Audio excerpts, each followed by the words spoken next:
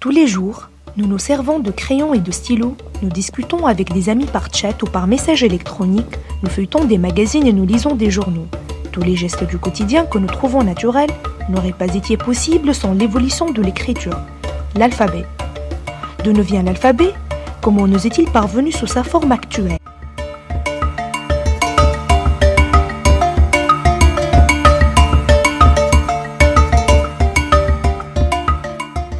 Ensemble, nous allons remonter jusqu'au 1200 avant Jésus-Christ. Ceci, c'est la mer Méditerranée, avec l'expansion géographique des Phéniciens, à savoir leurs comptoirs et leurs zones d'influence.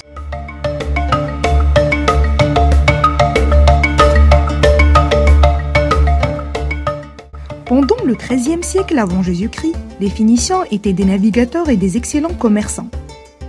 Concernant leurs costumes, ils utilisaient les coquillages pour la teinte.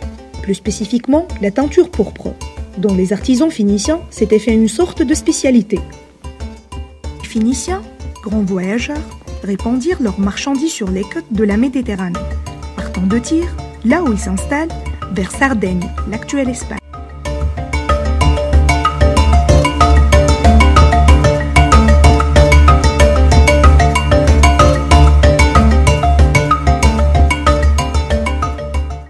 Le trajet était trop long. Il faisait un escale à Otique puisqu'elle était un point intermédiaire et sa forme géographique demi-circulaire a fait d'elle un point stratégique.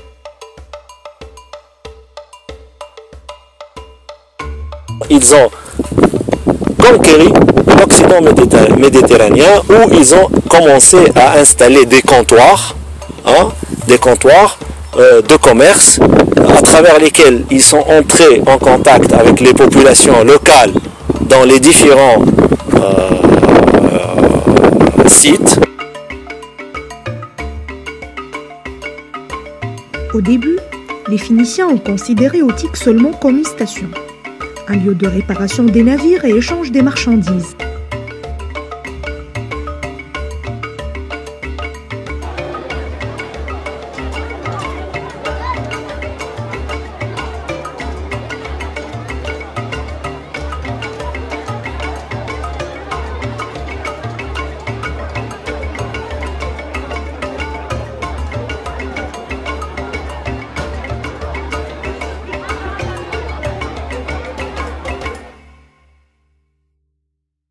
Les Puniques, les autochtones de la cité, ont fusionné avec les Phéniciens.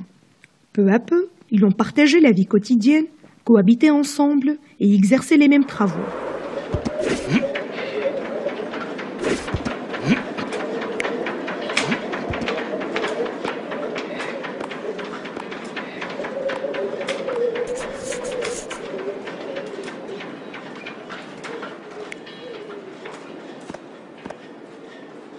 Concernant les vestiges phéniciens et puniques à Utique, pour le moment, on a la nécropole dite de l'île et la nécropole de la Berge qui se trouvent au sud de ce promontoire. Ce sont des nécropoles qui remontent 7e jusqu'au 5e siècle avant Jésus-Christ. Et la ceinture de cette nécropole continue pour aller encore vers le sud jusqu'à la grande colline, où l'abbé Mollard a fouillé en 1921 les tombes qui datent du 4e et du 5e siècle avant Jésus-Christ.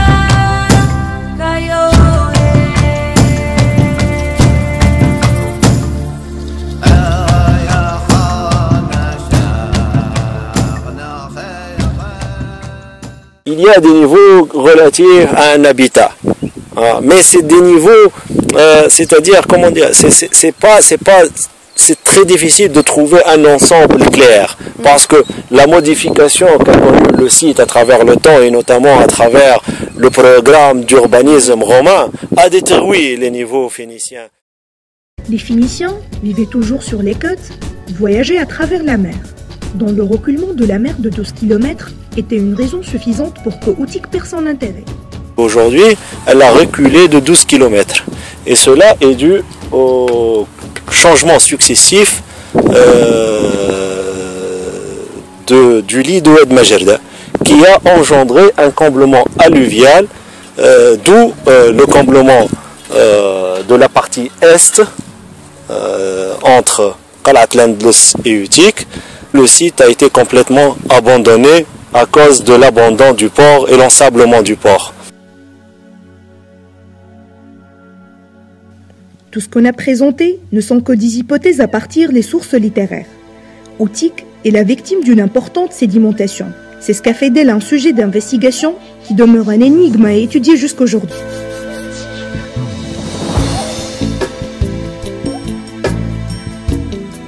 Les niveaux archéologiques les plus anciens remontent à la fin du 9e avant Jésus-Christ.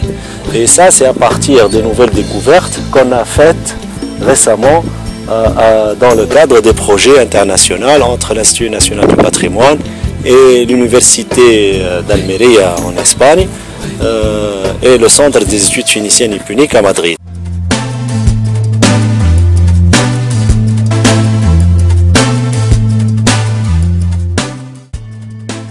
Utique, montre-nous qu'est-ce que tu caches au-delà de ce qu'on voit.